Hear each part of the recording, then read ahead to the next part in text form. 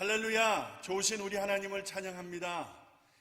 대강절기를 맞이해서 이 땅에 평화의 큰 기쁨의 소식으로 오시는 우리 주님의 은혜와 그 사랑이 우리 성도님들 심령 가운데 넘치시기를 바라고, 귀하신 가정과 생업 현장 가운데에, 그리고 하시는 범사 위에, 그리고 기업으로 주신 자녀들 가운데 항상 함께 하시기를 간절히 두 손 모아 기도합니다. 이제 수요일 아침 2020년 마지막 12월 달에 들어와서 첫날입니다. 12월 2일 오전 10시에 드리는 우리 성경 공부 모임입니다. 성경 인물편 오늘 7번째 시간 모세에 대해서 같이 공부할 것입니다. 여러분 성경을 다 펴시고요. 출애굽기 1장 이후를 참고해 주시고 또 교재를 펴 놓으시고 제가 기도함으로 이제 시작하도록 하겠습니다. 잠깐 기도하겠습니다. 하나님 아버지 고맙습니다.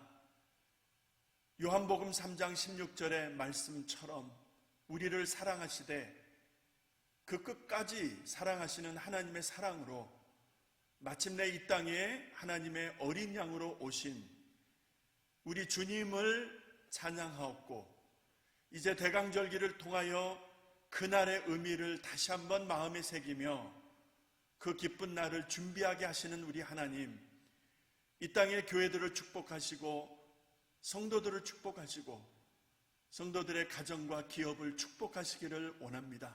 어려운 때를 지나가나 하나님의 은혜 안에서 새 힘없게 하시고 특별히 말씀을 통하여 하나님의 뜻을 깨닫는 복된 시간 되게 하여 주시옵소서. 이 시간 하나님 인도하시기를 원하옵고 부족한 종은 하나님의 말씀대로 감춰 주시기를 우리 구주 예수님의 이름으로 간절히 기도드립니다. 아멘, 아멘. 자, 교재를 중심해서 참여해 주시고요. 오늘 말씀드린 대로 모세에 대해서 우리가 같이 공부하도록 하겠습니다. 서론 부분을 여러분 눈으로 같이 따라오시면 좋겠습니다. 모세는 레위 지파인 아므람과 요게벳 사이에서 출생을 하였습니다.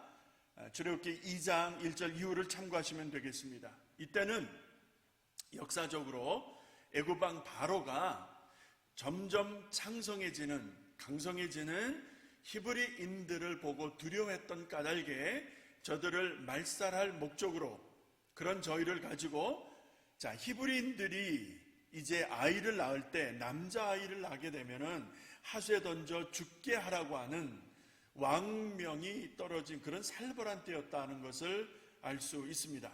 그러나 그런 왕명이 떨어졌음에도 불구하고 모세의 부모는 그 왕명을 어기고 모세를 숨겨 키우게 되고 태어난 지 3개월 동안 어미 품에서 자라게 되어지죠. 그러나 더 이상 숨겨 기를 수가 없게 되어져서 갈상자에 이 아이를 넣어서 그리고 이제 갈대 사이에 두게 된 그런 정말 극적인 일이 벌어집니다. 때마침 강가로 목욕하러 나왔던 당시 바로 왕의 딸 공주에 의해서 이 갈상자에 담겨진 모세를 보게 되고 그를 건져내게 됩니다. 그리고 그의 양자로 삼게 되어지죠. 그때부터 모세는 그 어린 핏덩어리라고 할 수 있죠. 그 모세는 당대의 최고의 학문을 배우고 익힐 수 있는 그 왕궁에서 왕자의 배경으로 이제 자라게 되어집니다.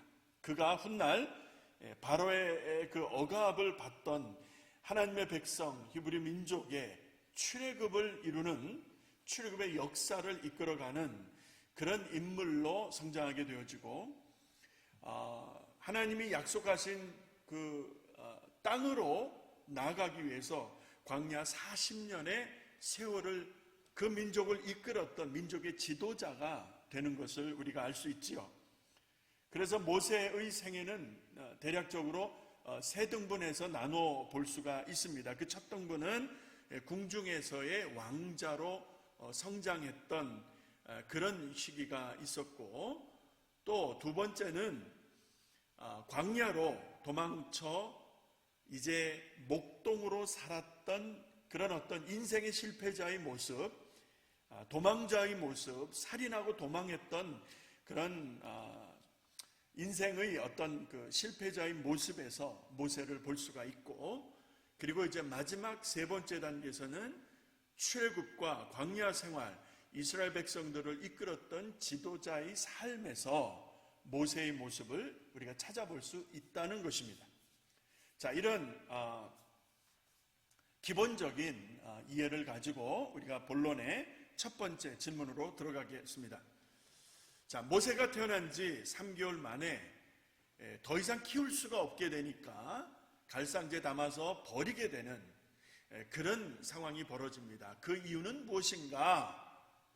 앞서 설명에서도 언급이 되었던 것처럼 출애굽기 1장 15, 16절을 참고하게 되면 당시 애굽 왕이 히브리 산파 십브라와 부하를 불러들여서 그리고 명을 내리기를, 너희는 히브리 여인이 조산을 하게 될 때, 아이를 이제 낳게 될 때에 남자이거든 죽이라는 것이죠. 그리고 여자이면은 살려두라는 왕명을 내리게 되어지고, 그 왕명으로 인해서 더 이상 3개월이 지나면서 숨겨 키울 수 없으니까 이제 갈상지에 담아서 그 아이를 갈대 그 사이에 두게 되는 이런 일이 벌어졌다는 것을 볼 수 있습니다. 자, 우리가 여기서 역사적인 상황을 좀 더 다각적으로 보면서 이해하고 넘어갈 필요가 있겠습니다. 여러분, 왕명이 떨어졌습니다. 자, 남자아이면 다 죽이라는 지엄한 왕명이 떨어진 상태에서 그 누구도 그 왕명을 어길 수가 없지요. 만일 그 왕명을 어긴 것을 알게 되면은 그 가족이, 그 집안이 쑥대밭 되지 않겠습니까? 다 도륙을 당할 거예요.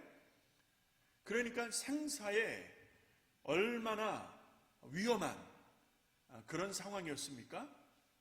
왕명을 다 따라야 되는 것이죠. 그러나 왕명이 그렇게 지엄한 왕명이 떨어졌음에도 불구하고 그 부모가 왕명을 지키지 않는 것입니다. 왕명을 어기고 아이를 길러내는 것입니다. 무엇 때문에 이 부모는, 모세의 부모는 그 왕명을 어기고 아이를 품에서 키워내고자 했을까? 여러분 어떻게 생각하십니까? 모든 부모, 어미의 마음은 같다라고 생각을 합니다. 그 아이를 어떻게 죽일 수 있어요? 그 아이를 어떻게 그렇게 버릴 수 있겠습니까? 내가 죽으면 죽었지 그렇게 할 수는 없는 것 아니겠습니까? 이게 보통 사람들, 보통 부모, 어미들의 마음 아니겠습니까? 자, 그런데 출애굽기 2장 2절을 보시게 되면 그 이유를 알 수 있는 말씀 한 구절이 나옵니다. 2장 2절 출애굽기에 보니까 아들을 낳아 그 준수함을 보고, 그 부모가 모세를 낳았습니다. 근데 그 아들을 보았을 때에 그 아들의 준수함을 보았다, 이렇게 되어 있습니다. 그 준수함을 보고 왕명이 떨어진 상태이지만 그 왕명을 어기고 아이를 길러냈다는 이런 그 근거를 출애굽기 2장 2절에서 볼 수가 있습니다.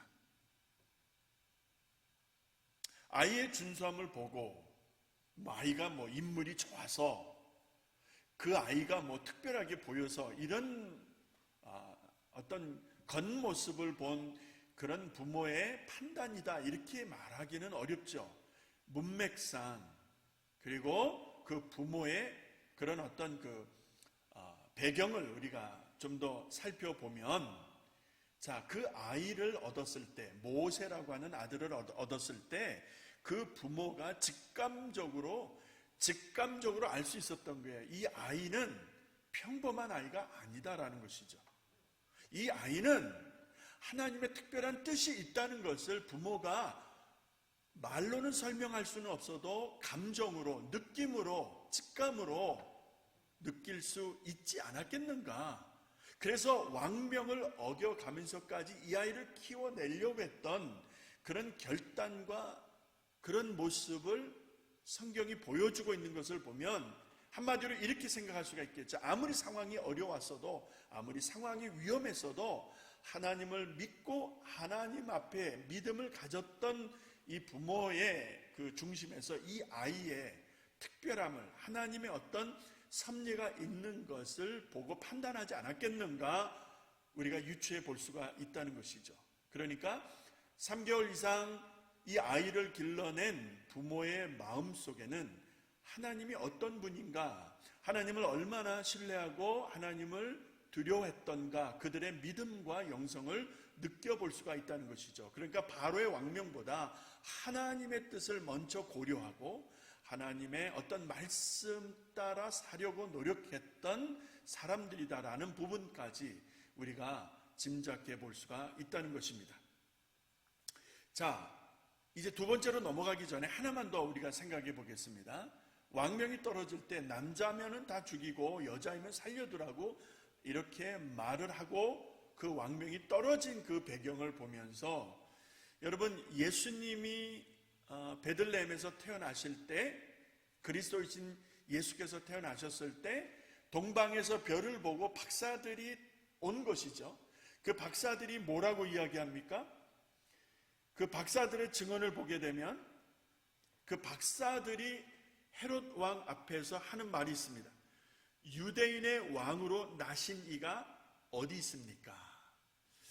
지금 왕이 있는데, 왕 앞에서 유대인의 왕으로 나신 이가 있는데 어디 계시느냐?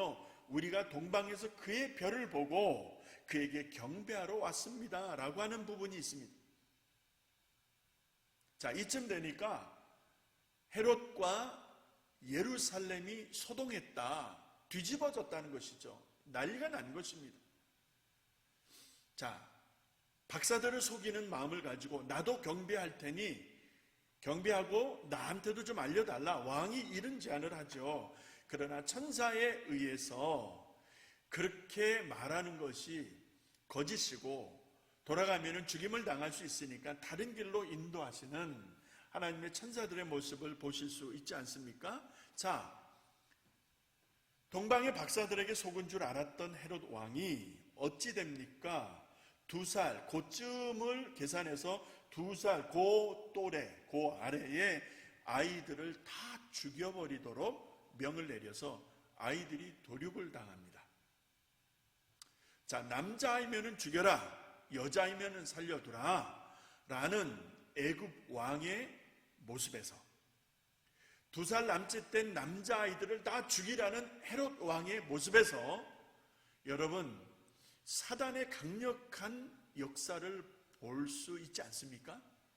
하나님의 역사가 흘러가는 과정에서 그때그때 하나님의 역사를 막고 회방하고 결정적인 피해와 그런 어떤 회방을 만들기 위해서 역사하는 어둠의 영들의 역사를 보실 수가 있을 것입니다. 그렇잖아요? 자, 이런 의미를 가지고 이제 두 번째 질문으로 한번 가보겠습니다. 모세는 무엇 때문에 미디안 광야로 도주했고 거기서 무엇을 하며 살았는가? 자, 앞서 말씀드린 대로 모세의 삶을 세 도막으로 나눠서 볼 수 있다고 한다면 앞에 한 도막, 그러니까 왕자로 왕궁에서 당대의 최고의 문화와 학문을 배우며 익히며 자랄 수 있었던 그 한 토막이 지나고 이제 두 번째 토막, 다시 말해서 살인자로 도망자로 광야로 나아가 목동으로 살았던 그 한 피리어드, 그 한 기간에 그 이유를, 원인을 묻고 있는 질문이죠. 출애굽기 2장 11절 이후에 15절까지의 말씀을 여러분 기록해 드렸으니까 참고하시고 15절을 보시면은 바로가 이 일을 듣고 모세를 죽이고자 하여 찾은지라 라는 말씀이 나오죠. 그러면 이 일을 듣고라고 되어 있는데 15절에 바로가 들었던 그 소식은 무엇인가 보았더니 그 앞절로 올라가시게 됩니다. 그 앞절로 올라가시게 되면 히브리 사람들이 싸움이 일어났습니다. 그 싸움을 어떤 애굽 사람에 의해서 히브리 사람들을 치는 이런 싸움이죠. 그러니까 히브리 사람들이 있는데 애굽 사람에 의해서 피해를 보는 것입니다. 자, 이런 장면을 모세가 본 것입니다. 그래서 모세가 좌우로 살펴서 사람이 없는 것을 보고 그 애굽 사람을 때려서 쳐 죽입니다. 그리고 모래에 감췄다는 것이죠. 그 이튿날에 나가서 보니까 그 히브리 사람들이 싸울 때에 싸울 때에 그 그른자에게 이르되 왜 이렇게 내 형제를 동포를 치느냐 이러면서 말을 하고 이렇게 간섭을 한다 이렇게 보여지니까 그들 중에서 모세를 향하여 이렇게 말을 하죠. 누가 너를 법관으로 세웠느냐? 내가 애국 사람을 죽인 같이 나도 죽이려고 하느냐? 라고 하는 것입니다. 자, 이렇게 말이 이어졌겠죠. 입에서 입으로 이런 이야기가 전해졌겠죠.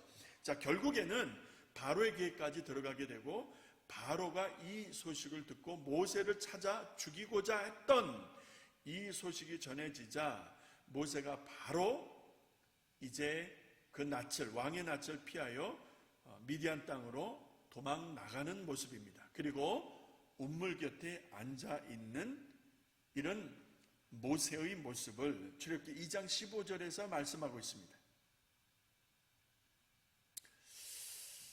이렇게 겁을 먹고 도망 나갈 만한 일이었는가 하는 생각을 해보고요. 어쨌든 왕자의 신분으로서 그런 일을 얼마든지 할 수 있는 위치가 아니겠는가. 왕이 그러면 왕 앞에 당당히 서서 변론하면 될 텐데 왕이 죽이고자 한다라는 이야기를 듣고 도망가 버린 거예요. 그리고 운물가에 앉아 있는 이런 그 참 두려워 떨고 있는 모세의 모습을 볼 수가 있습니다. 자, 이런 그 출애굽기 2장 15절의 말씀에서 도망쳐 우물가에 앉아 있는 모세의 모습을 보면서 여러분 갈멜산에서 바알을 숭배하는 거짓 숭배자들, 선지자들과 참 신에 대한 일종의 그 싸움이 벌어지죠. 결국 불로 응답하신 엘리야의 하나님이 참신이라는 것이 증명이 되고 그 결과로 그 바알을 숭배하는 거짓 숭배자들을 이제 기손 시냇가로 데려다가 다 쳐 죽이지 않습니까? 엘리야 선지자가 그 소식을 들은 이세벨이 죽여버리겠다고 했을 때 여러분 선지자 엘리야가 광야로 도망 나가지 않습니까? 그리고 로뎀나무 아래서 죽기를 청했던 모습 여러분 기억하시죠? 그 로뎀나무 아래서 죽기를 청하는 선지자 엘리야에게 하나님께서 은혜를 주시잖아요. 힘을 주시잖아요. 먹게 하시잖아요. 기운을 차리게 하시잖아요. 자, 이런 역사적인 모습들을 비교해 보면 참 이렇게 유사한 그런 모습들, 의미, 내용들을 우리가 또 볼 수가 있습니다. 자, 세 번째 질문으로 갑니다. 모세는 어디서 어떻게 하나님을 만나게 되었는가? 자, 그렇게 덧없는 그런 목동으로서 그리고 사람을 죽여 두려운 나머지 도망친 도망자의 모습으로 광야의 삶이 그렇게 덧없이 흘러가는 듯한 모세의 삶 속에서 변화가 일어나게 되어집니다. 하나님을 만나는 극적인 장면이 보여집니다. 출애굽기 3장입니다. 자, 그렇다면 이 하나님을 만나는 장면을 통해서 모세의 그 세 도막으로 세 구분으로 나눠볼 수 있는 그의 인생의 세 번째 단락으로 이제 들어가는 것을 볼 수가 있습니다. 출애굽기 3장 1절에서 4절입니다. 제가 읽을 때 여러분 따라오시기 바랍니다. 모세가 그 장인 미디안 제사장 이드로의 양무리를 치더니 그 무리를 광야 서편으로 인도하여 하나님의 산 호렙에 이르매 2절에 여호와의 사자가 떨기나무 불꽃 가운데서 그에게 나타나시니라 그가 보니 떨기나무에 불이 붙었으나 사라지지 아니하니라. 이에 가로되 내가 돌이켜 가서 그 큰 광경을 보리라 떨기나무가 어찌하여 타지 아니하는고 하는 동시에라는 말씀이 나오죠. 참 신비스러운 장면이고 체험입니다. 마지막 4절입니다.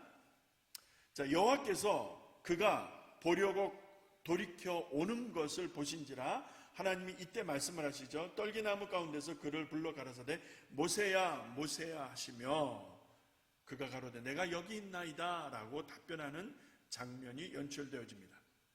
자, 어떻게 모세가 하나님을 만나게 되었는가? 하나님이 모세를 찾아오신 것이죠. 불꽃나무 떨기, 그러니까 불이 붙었는데 타지 않는 것 같은 그런 어떤 정말 신비스러운 기가 막힌 장면이 연출되어질 때에 그때 음성이 나서 모세야 모세야 부르시는 하나님의 음성을 듣고 그가 내가 여기 있습니다 라고 하는 응답으로 화답하는 장면 속에서 이제 왕명이 떨어져 남자이면은 다 죽이라 했던 그 시기에서 아이의 준수함을 보고 하나님의 특별한 섭리가 있는 아이라는 것을 깨달은 부모가 숨겨 키워내다가 공주에 의해서 건져지고 유모로 어미가 그의 아들을 키워내는, 젖을 물리며 키워내는 그 상황 속에서 어미는 분명 아이에게 그 귓가에, 그 가슴 속에 그 눈을 향하여 계속 말해 주었을 것입니다. 너는 하나님의 사람이야. 너는 하나님의 피가 흐르는 하나님의 사람이야 라고 하는 어떤 영적인 가치와 의미를 젖을 물린 어미가 그 어린 모세를 향하여 계속해서 교육하고 그 정신과 믿음과 신앙을 담아 주었을 것입니다.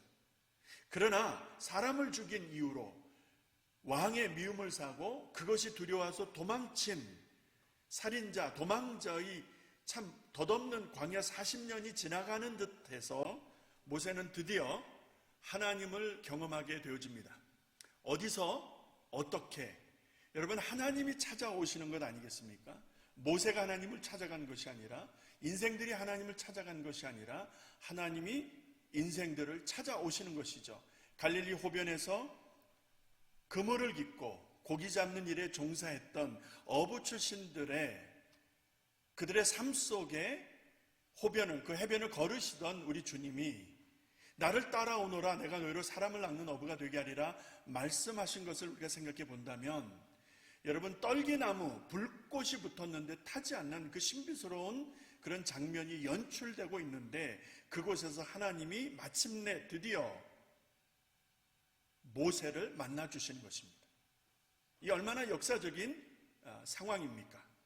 하나님이 모세를 만나 주시는 거예요. 그 억압 속에서, 그 위험 속에서, 그 고통 속에서, 그리고 서름 속에서 살아왔던 모세를 하나님이 만나 주십니다. 우리를 만나 주시는 하나님을 찬양합니다. 우리를 찾아와 주시는 하나님을 찬양합니다. 우리의 기도를 들어주시는 하나님을 찬양합니다. 자, 하나님이 모세를 만나 주셨습니다. 모세야 모세야 부르시고 모세는 내가 여기 있습니다 라고 답변하는 장면을 보면서, 그러면 하나님께서 왜 모세를 부르셨는가? 이 지점에서, 이 상황 속에서 하나님이 모세를 부르신 이유가 있지 않겠습니까? 그것을 사명이라고 표현해 볼 수 있다면, 하나님께서 모세를 부르시고 어떤 사명을 언급하셨는가? 이 부분이 매우 중요하다고 말씀드립니다. 출애굽기 3장 7절로 10절의 말씀을 여러분 참고하시기 바랍니다. 유인물을 보시게 되면 7절에서 하나님이 이렇게 말씀하시죠. 내가 애굽에 있는 내 백성의 고통을 정령이 보았다라는 말씀을 하십니다. 그들이 그 간역자로 인하여 울부짖는 그 울부짖음을 내가 들었다라는 말씀을 합니다. 그들의 우고를 안다라는 말씀입니다. 그들이 얼마나 서럽게 고통 속에서 울부짖는지 내가 보고 듣고 안다라는 것입니다. 그래서 내가 그들을 이제 건져내고자 한다. 그들을 인도하고자 한다. 그들을 적과 꿀이 흐르는 약속의 땅으로 인도하고자 한다는 것이 하나님의 뜻이었고, 그 하나님의 뜻을 모세와 같이 나누고 계시는 것입니다. 9절에 보시게 되면 이제 이스라엘 자손의 부르짖음이 내게 달하였으니 애굽 사람이 그들을 괴롭게 하는 학대도 내가 보았으니 이제 내가 너를 바로에게 보낸다라는 말씀을 하고 계시는 거예요. 그 바로가 어떤 바로입니까? 그리고 그곳이 어떤 곳입니까? 모세가 그냥 갈 수 있는 곳입니까? 그럴 수 없는 곳 아닙니까? 두려운 곳이고 사지와 같다라고 말씀드릴 수 있지 않겠습니까? 그런 곳에 모세가 갈 수 있었던 명분은 하나님이 보내신다는 것이었습니다. 하나님이 그를 부르시고 하나님이 그를 보내신다는데, 여러분, 강력한 뜻이 있고 명분이 있는 것. 10절에 보니까 내가 너를 바로에게 보낸다. 너로 내 백성 이스라엘 자손을 애굽에서 인도하여 내게 할 것이다. 너를 통하여 그 일을 집행할 것이다 라고 하는 하나님의 분명한 뜻이 드러나게 되어집니다. 자, 이 일을 위해서 떨기나무 불꽃 타는 듯한 그 신비스러운 장면이 연출되는 데서 음성을 듣고 하나님을 만난 모세가 받게 된 사명입니다. 모세가 마음대로 원해서 되어진 것이 아니죠. 하나님의 일방적인 선포였습니다. 모세를 보내는 것이었습니다. 바로에게 내 백성을 인도하여 내기 위해서 사명을 모세에게 주신 것입니다. 여러분은 어떤 사명을 가지고 계십니까? 여러분은 무엇을 위해서 사십니까? 나와 모세는 다르지. 모세는 모세고 나는 나지. 이렇게 여러분 말씀하시겠습니까? 아니요. 우리 한 사람 한 사람이 다 부름받은 하나님의 백성들이고 부름받은 종들이고 부름받은 사명자라는 사실 믿으시기 바랍니다. 그래서 성경은 먹든지 마시든지 무엇을 하든지 하나님의 영광을 위하여 하라고 분명히 말씀하고 있지 않습니까? 하나님의 영광, 하나님이 기뻐하시는 일을 위해서 여러분과 제가 살아드려야 될 사명이 있는 것입니다. 목사만 하나님의 일을 하는 것입니까? 장로만 하나님의 일을 하는 것입니까? 성도라고 한다면, 예수를 믿는 사람들이라고 한다면 빛과 소금처럼 살아야 되는 사명이 있는 것처럼, 여러분 모세가 바로 앞에 서야 되는 것처럼 우리가 세상 앞에 서야 되는 것 믿으시기 바랍니다. 이것이 오늘 우리가 여러분과 제가 같이 공유하고 있는, 같이 마음속에 삶 속에서 확신할 수 있는 하나님으로부터 주신 사명이라고 분명히 믿는 것입니다. 여러분 그 사명 감당하실 수 있기를 주님의 이름으로 축원합니다. 자, 그렇다면 이제 네 번째로 갑니다. 자, 이 부분이 모세의 어떤 솔직한 심정을 느껴볼 수 있는 부분입니다. 자, 사명을 받을 때, 사명을 받았더라도 그 사명을 집행하고 이행하려고 할 때 가질 수 있는 두려움과 걱정, 염려가 있을 수 있잖아요. 자, 네 번째 질문을 보시게 되면 애굽왕 바로에게 모세가 이제 하나님의 보냄을 받은 자로 서야 되는 것 아니겠습니까? 자, 그러면 만약에 모세를 인정하지 않을 때, 다시 말해서 애굽왕이 너 도대체 무슨 권한으로 이런 일을 하느냐라고 모세에게 말을 하면 모세가 할 말이 있어야 되는 것 아니겠습니까? 어떤 명분이 있어야 되는 거 아니겠습니까? 내가 왕 앞에 선 이유, 그리고 하나님이 증가하신 메시지를 대언할 때에 모세가 가질 수 있는 강력한 명분, 어떤 권세, 권위, 이것이 필요한 것 아니겠습니까? 이런 부분에 있어서 모세는 사실 두려워 떨었던 것이죠. 내가 어찌 일을 할 수 있겠느냐? 나는 말을 못합니다. 하나님께서 그럼 내 형 아론을 붙여주마. 자, 이런 장면도 나오는 것을 여러분 기억하지 않습니까? 자, 두려워와 떨 수밖에 없었던 모세에게 하나님이 표징을 보여주시잖아요. 그게 무엇입니까? 지팡이를 던졌을 때 그 지팡이가 뱀이 되잖아요. 다시 꼬리를 잡을 때 지팡이가 되잖아요. 자, 모세의 손이 품 안으로 들어갔을 때 문둥병이 발하잖아요. 다시 집어넣었을 때 깨끗하게 되는 것 아니겠습니까? 자, 하수를 취하여서 육지에 부으면 그 육지에 부어진 하수가 피가 된다고 하는 이런 말씀도 하시지 않습니까? 이런 표징들을 모세에게 하나님이 확인해 주시지 않습니까? 자, 여기서 우리가 짚고 갈 부분은 이렇다고 생각합니다.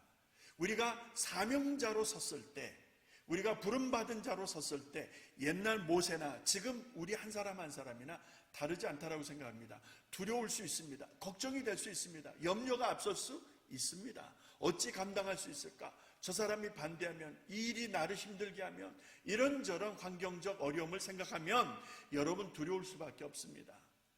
하나님이 그거 모르실까요? 우리 하나님이 모르실까요? 내게 사명을 주시고 우리에게 하나님의 일을 부탁하신 그분이 우리가 두려워 떨 수밖에 없는 어려운 상황에 놓을 수 있다는 것을 모르실까요? 하나님이 가만히 구경만 하실까요?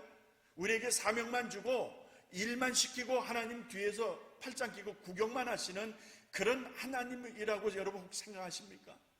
우리에게 사명을 주신 하나님이 어떤 하나님이십니까? 놀라지 말라, 두려워하지 말라. 내가 어디로 가든지 내가 너와 함께 할 것이야. 나의 능력의 오른손으로 너를 붙들 것이야. 하나님 말씀하시지 않습니까? 이 율법책을 내 입에서 떠나지 말게 하고 주야로 묵상하여 그 가운데 기록한 대로 다 지켜 행하라.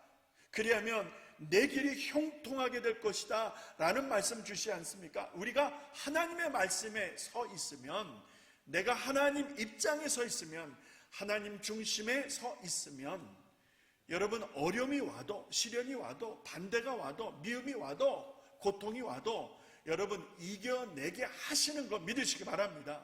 우리가 환경만 보고 어려움만 보고 나를 핍박하는 자들을 보았을 때, 그것만 보았을 때 여러분 두려워서 일을 할 수가 없는 것입니다. 그러나 하나님은 그 문제보다 크시고, 하나님은 바로보다도 크시고, 하나님은 저 홍해보다도 더 강력한 힘을 가지고 계신 하나님이시기 때문에 하나님이 원하시면 갈라버리시잖아요. 하나님이 원하시면 무너지게 하시잖아요.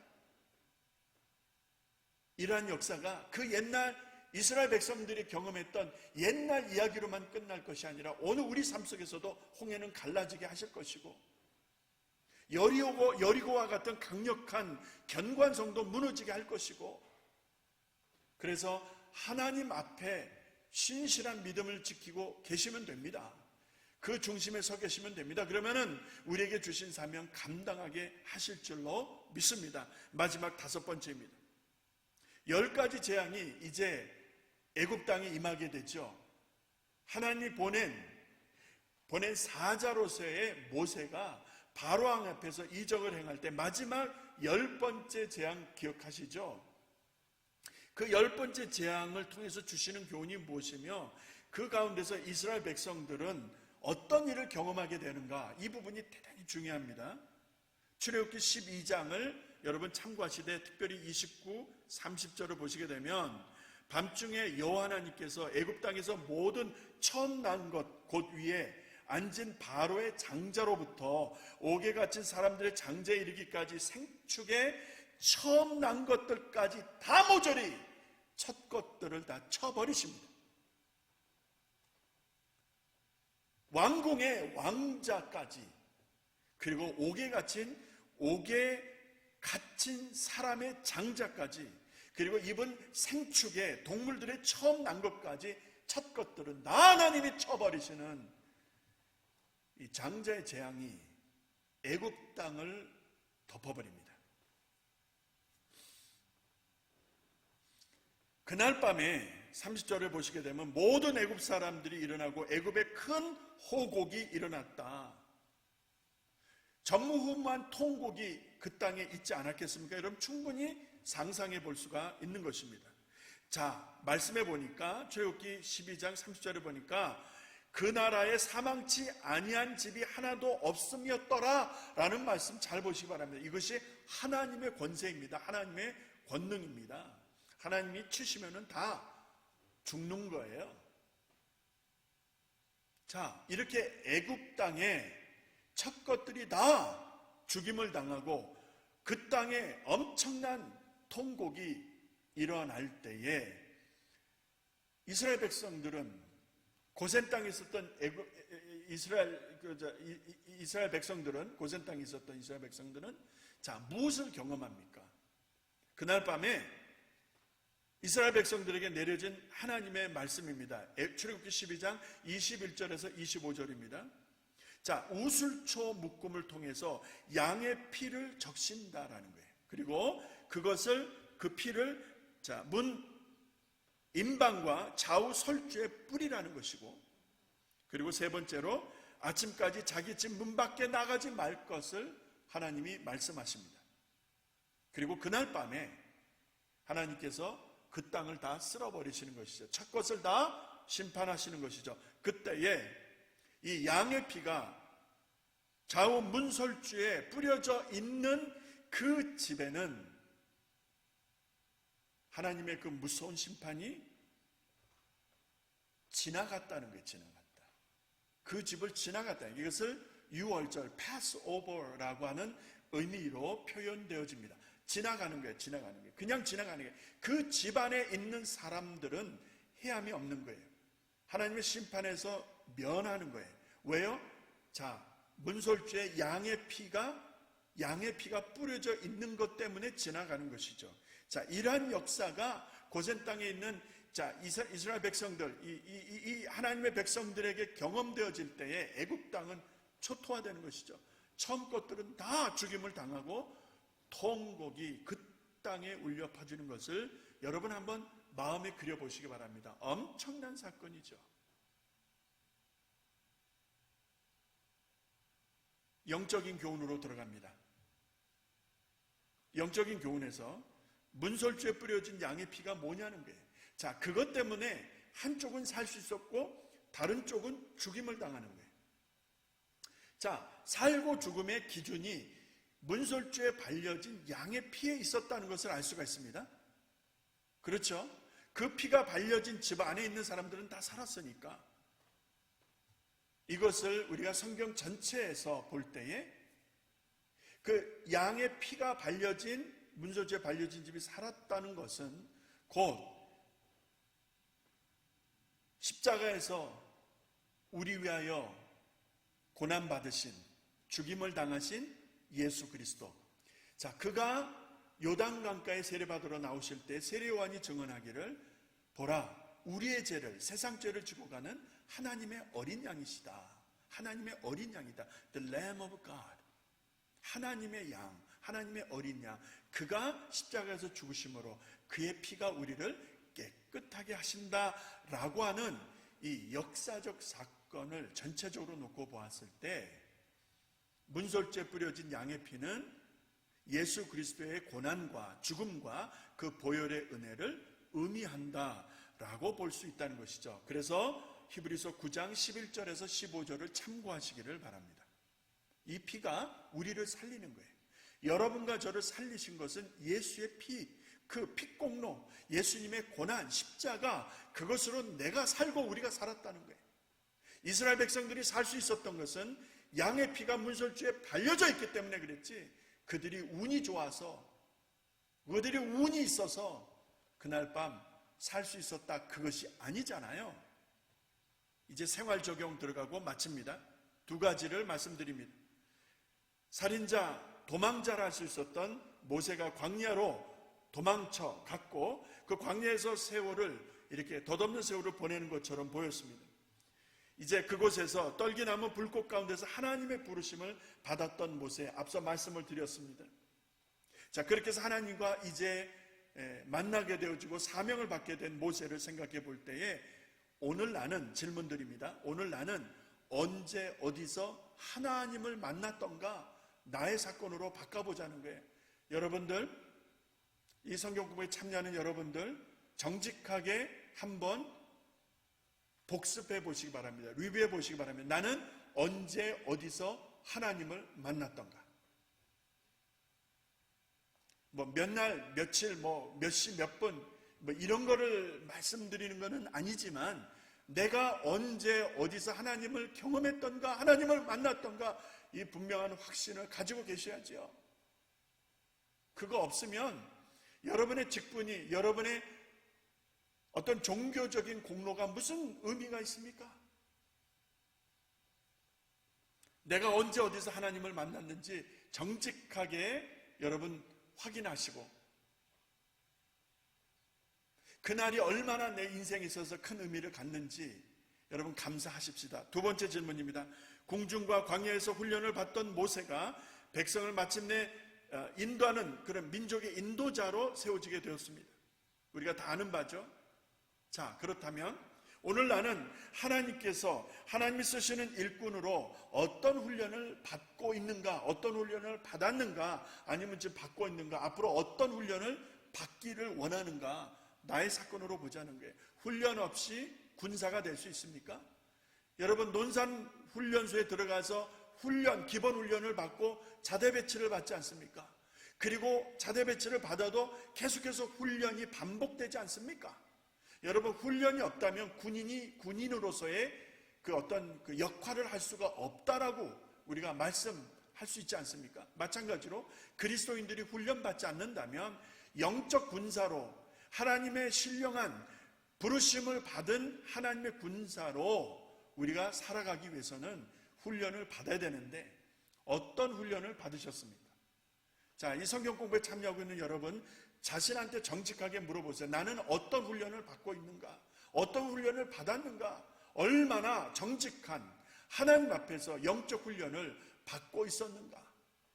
지나고 보니까 광야 40년이 목동으로서 양을 치던 모세의 삶이 여러분 하나님이 그를 낮추시고 훈련하셨던 훈련의 기간이었다는 것을 볼 수 있습니다. 장장 40년입니다.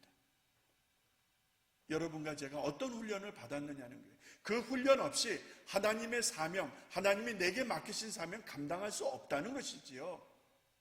여러분과 저에게 주신 사명이 있잖아요. 그리스도인으로서 감당해야 될 사명, 그 사명 감당하시려면 훈련 받으세요.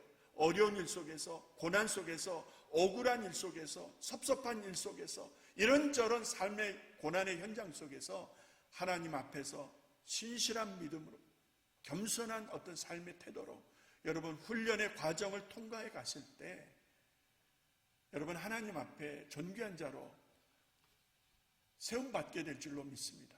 그리고 주신 사명 감당해서 하나님께 영광을 돌리게 하실 줄로 믿습니다.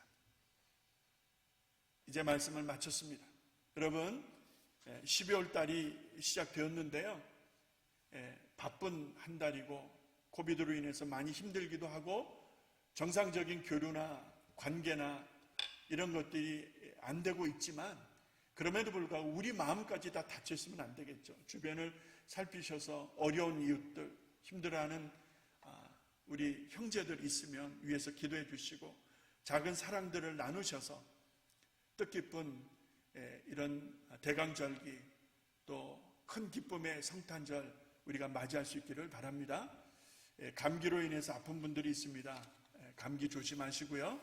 또 남은 날 건강하시길 바랍니다. 제가 잠깐 기도하고 마치겠습니다. 아버지 하나님, 모세를 부르시고 내 백성의 우고를, 내 백성의 부르짖음을 보고 들었다 말씀하시며 그를 바로에게로 보내는 하나님의 역사를 보고 있습니다. 우리도 부름받았는데, 나도 부름받았는데 하나님 앞에서 겸손한 마음으로 주신 사명 감당하게 하시고 훈련받지 않으면 이 사명 감당할 수 없을진데 좋은 날만 있겠습니까? 박수 받는 날만 있겠습니까? 섭섭한 일, 억울한 일, 답답한 일 속에서 하나님의 뜻을 이루어드리기 위하여 주신 사명 감당하기 위하여 훈련을 잘 소화하고 그 훈련을 이겨내고 감당해서 하나님 앞에 영광 돌리는 우리 한 사람 한 사람, 우리 모두 사명자 되게 하여 주시옵소서. 감사드렸고 예수님의 이름으로 기도합니다. 아멘, 아멘. 남은 날도 승리하시기 바랍니다. 감사합니다.